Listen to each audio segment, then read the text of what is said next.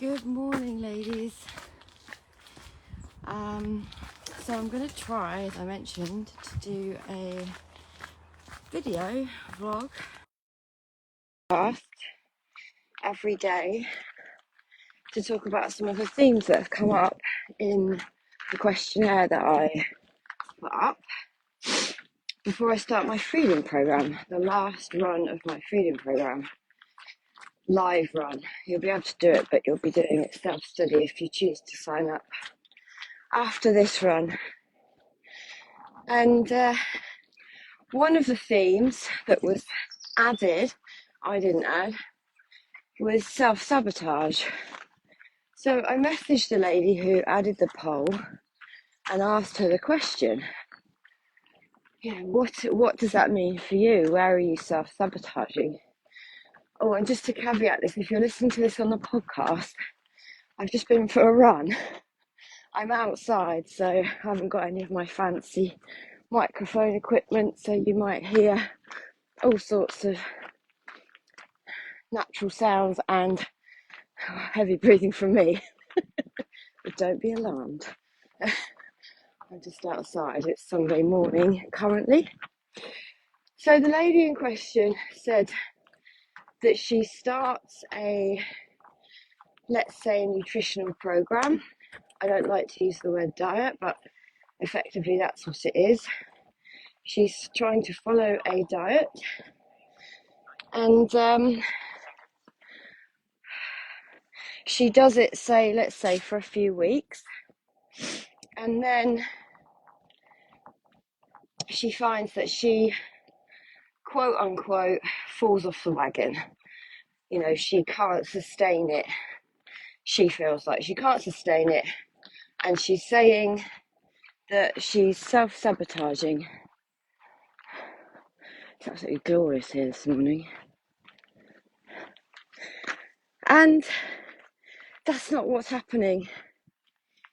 You know, to any of you who struggle with following a food plan or any plan, an exercise plan, but you tell yourself, I'm self-sabotaging.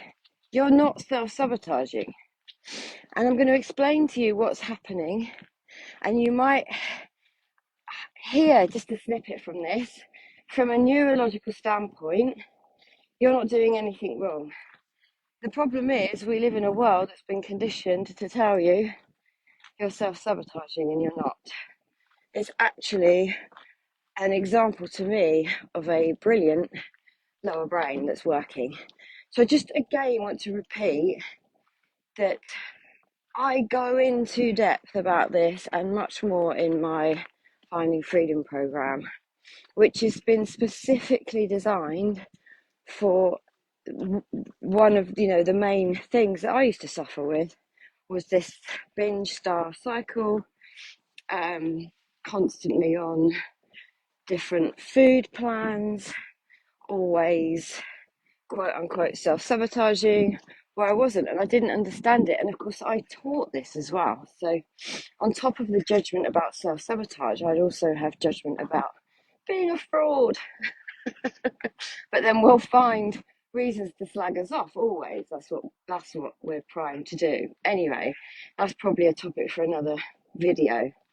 But just to say, if this is something that resonates with you, what you have is, let's say, a higher self and a lower self. And the lower self is very linked to your lower brain, your primitive brain. And your primitive brain only wants habits and routine and everything on automatic pilot, right? It's why you can get up in the morning and probably you have the same routine every single day. It's why you don't need to be reminded to clean your teeth, and it's why you can drive your car automatically. You don't have to think about it. And sometimes it's so automatic you could maybe drive to the supermarket, you won't know how you've got there, because your brain, its job is to put everything onto automatic pilot. So that puts that what can I call it, like process into the lower brain once it's been remembered from the prefrontal cortex. Okay, So we have a think about that, like what in your life is automatic? You know, do you get up in the morning? Do you ever change your routine? Do you have an area where you try to do something different, to do something new, and your lower brain comes up and says, oh, just go back and do the thing. Well, you don't really want to exercise, you want to stay in bed. And it will convince you to do the opposite. And then we as humans go into self-sabotage. Well, sorry, my watch is talking to me. We, with our kind of intellect, will say, we've self-sabotaged and we haven't. And so that leads us into a sort of negative loop because we don't understand the neuroscience or thought. We don't understand that those thoughts aren't coming from us, they're coming from our lower brain. So I'm just going to clarify and summarize basically this. If that sounded like gobbledygook, you have, let's like really simplify this, two parts of your brain. Here is the prefrontal cortex, and at the back you've got the lower brain, the primitive brain, the oldest part of your brain, the reptilian brain, right? Now the reptilian brain is responsible for making everything automatic. So your digestion, your breathing, you know, the sleep wake cycle, your circadian rhythms, all of that stuff is sort of housed in the lower brain.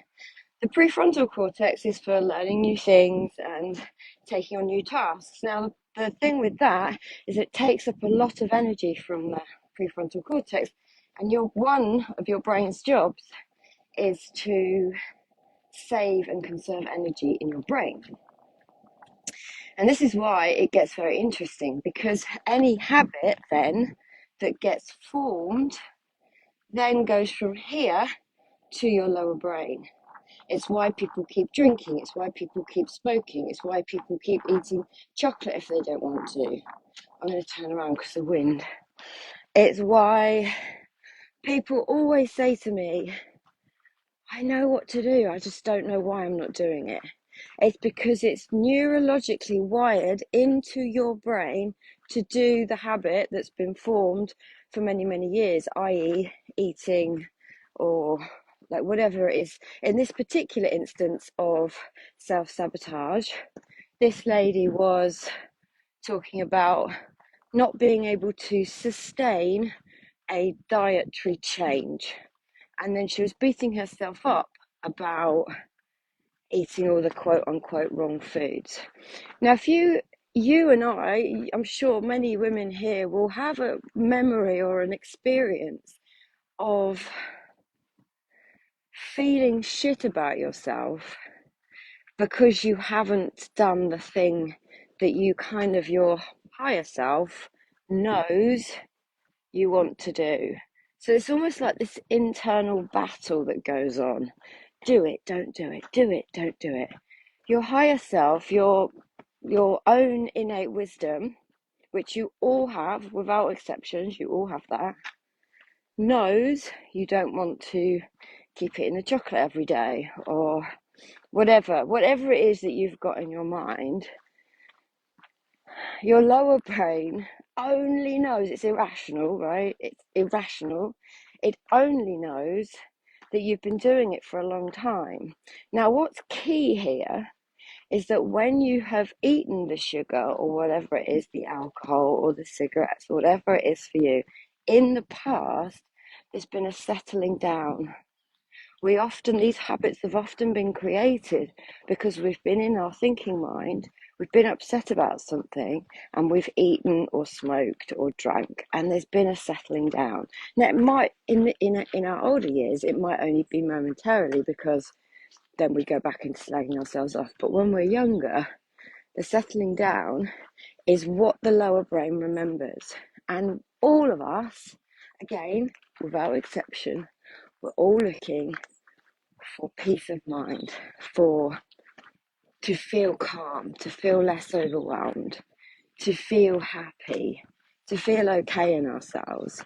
And some of us will do different ways to enable that. And it doesn't matter to me what your habit is, because believe me, I've had all of them, bar I've never made myself sick. But I understand why someone would do that, because I understand now, not only from my own personal experience of all the habits that I've had, but from a neurological perspective, why these things are happening. So self-sabotage, try and scrap that from your vocabulary. It's essentially your lower brain doing what it thinks you need, and it's like you get hijacked, or you feel like that. That's not happening, but that's how it feels. You're being hijacked by your lower brain. The sort of energy sort of takes you over, and we fall back into a habit. And guess where else we fall, which is familiar? We fall back into beating ourselves up, slagging ourselves off. And that, although uncomfortable and a place we don't want to be, is familiar, it's safe, quote unquote safe, because then we get to be right about our theory of ourselves as being broken and there's something wrong. So I want to shift that paradigm for you. I want to shift those that beliefs that you have, those sort of inner held beliefs. I want you to see that, oh my God, there never has been anything wrong with me. It's always just been my lower brain telling me, giving me the thought to do the thing. I've never self-sabotaged in my life. All that's happened innocently is that I've believed a load of thinking in my shitty committee that was never true in the first place. So I've got some horses coming up here now. Look at the sun.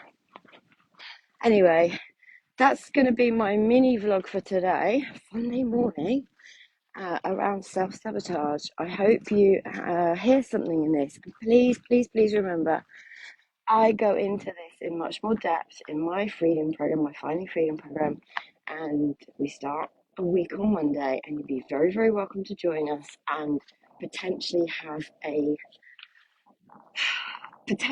transformation, an insight that changes you from the inside out. That won't come from me, it will come from you. Anyway, take care on this Sunday morning, and I will talk to you tomorrow. Ciao. Morning.